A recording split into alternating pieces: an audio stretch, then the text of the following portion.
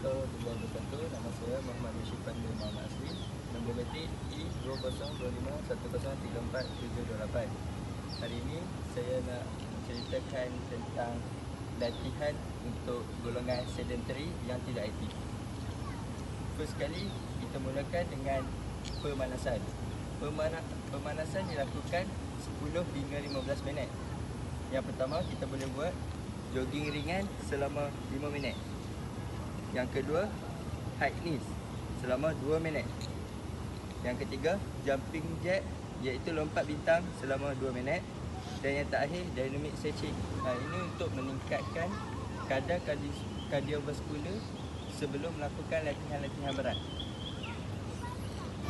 Okay, seterusnya kita lanjutkan dengan latihan yang boleh dilakukan oleh golongan sedentary, iaitu pertama, squat. Squat, otot yang terlibat untuk squat ialah otot paha depan, otot punggung dan otot hamstring paha belakang. Okey. Ini merupakan cara squat yang salah. Salah kenapa? Sebab badan kita terlampau straight ke depan. Cara yang betul,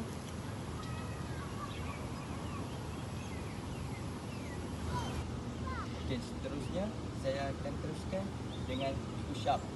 Push up, otot yang terlibat ialah otot chest, baik tricep dan juga bahu. Okay. Saya tunjukkan push up yang salah terlebih dahulu.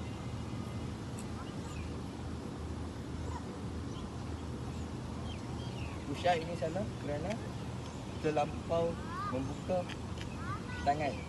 Ini boleh menyebabkan kecederaan pada bahagian tricep. Seterusnya saya tunjukkan cara yang betul. Tutup sedikit. Seterusnya dia lunges. Lunges kita boleh buat dalam 3 set dan 12 rep. Okey, otot yang terlibat ialah otot paha depan, hamstring paha belakang dan juga pinggul. Okey. Lunges yang salah. Salah kerana terlampau kecil permukaan yang dibuka dan juga postur badan yang tidak seimbang yang boleh menyebabkan kecederaan di bahagian tulang belakang.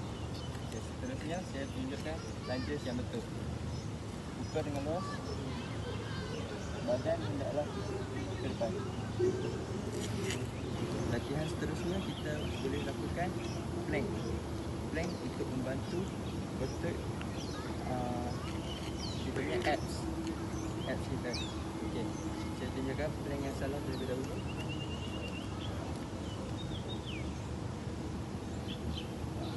Dan juga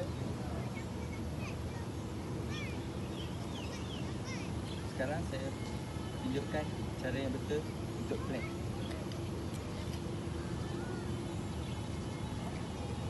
Hendaklah tidak terlalu bawah dan tidak terlalu atas.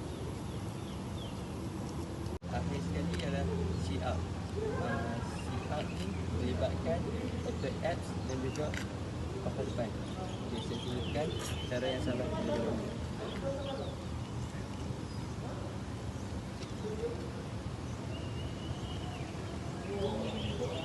Ini salah kerana menarik leher yang boleh menyebabkan kecederaan pada leher. Yang betulnya,